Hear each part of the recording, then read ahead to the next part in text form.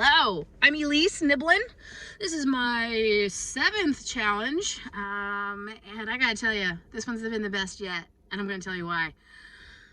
In the last year and a half, there's been ups, there's been downs. That's gonna be for anybody, any journey. But I feel like I owned the shit out of this challenge. I've owned the shit out of 2021, and I'm gonna continue owning the shit out of it. But this challenge specifically, so many milestones, so many victories, and I need to brag. I'm gonna brag. First and foremost, my biggest accomplishment was I finished the 75 Live Hard challenge. This challenge, my phase 3 fell within this challenge, and when I started 75 hard last May, I was not even thinking of phases 1, 2, and 3. Never thought for a second I'd get there. I just wanted to keep waking up each day, knocking off one more day of that 75 to completion. And then I finished it, and then I was like, let's keep going. And here we ended up with phase 3 during this challenge. And when I woke up that next morning knowing that I had accomplished this, it was such an amazing feeling. But let's talk about what else I feel like I was able to accomplish in the spring sprint challenge. And that was, I've always been a lone wolf. I've always worked out by myself in the sense of not being in group workouts. I don't like working out at home. I like being around other people because they do motivate me to go a little bit harder, but it was never part of a group effort, I guess you could say, in the sense of being able to gauge myself. So I knew that I was not going as hard as I could, and that I was on the fringe. I was on the fringe of really tapping into my full ability. And so a couple weeks before this challenge started, I joined a new gym that was not really going to allow me to do my own thing, even though you are competing against yourself. And it's a gym that's a blend of CrossFit and Red Zone Fitness, which is our equivalent of an Orange Theory.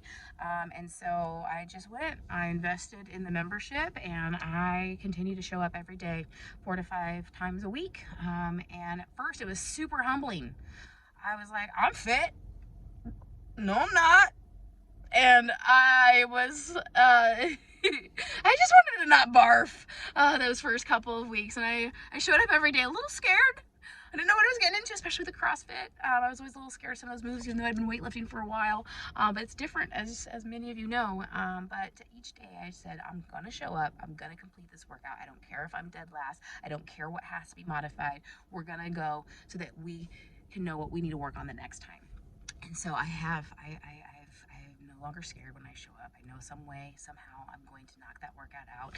And after reading Atomic Habits, I know that it's okay as long as I keep showing up and I figure out the areas that I can do a little bit better next time so that I can continue to get 1% better.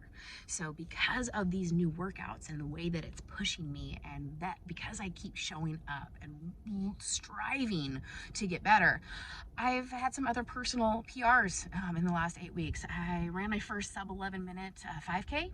I PR'd a 10K. I have never in my life ran a mile under 10 minutes, and about a month ago I ran one in 9 minutes and 20 seconds. This week I shaved 40 seconds off of that and ran it in 8 minutes and 40 seconds. And it's just an amazing feeling knowing that it's within me. It's within me to make those strides and to compete with myself. I have stopped really caring, where everybody else is at, and just focusing on that 1% better for myself every day. And then when it comes to my nutrition and leading by example, I am able to course correct so much easier now. Binge days happened so often for me, and a binge day would turn into a binge weekend, and I would just wake up feeling like absolute shit that Monday. And I still had a couple of those days, but I try to reel it in as quickly as I can, and I don't let the whole entire day spiral. And I call myself out on that bullshit, and we dive right back in and throw some more wins together, And I'm the lowest weight I've been in almost 15 years, and I just finally see even more changes happening because I'm putting in that extra work. I'm just completely and utterly mentally dialed in. And because of that, I feel, I'm able to guide my team and lead them a little bit more passionately. My Facebook group, they're always watching in the background, my Transformers. I look forward to the day where, I'm able to just help as many people as I can. And I'm just going to continue to do that by leading by example. And I have amazing leaders that lead by example for me. Meg, she's amazing. I hope I can continue to be a leader in her group.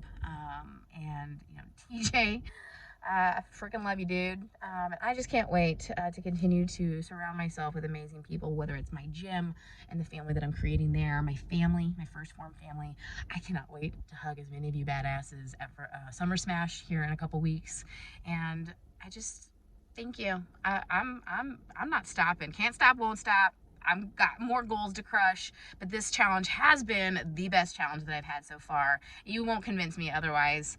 It's been a good challenge, a lot that I personally am taking pride in, and I'm gonna brag about it. And hard work pays off, and I just appreciate and love every single one of you for the motivation that you provide, the knowledge, the education, the inspiration, and let's keep going.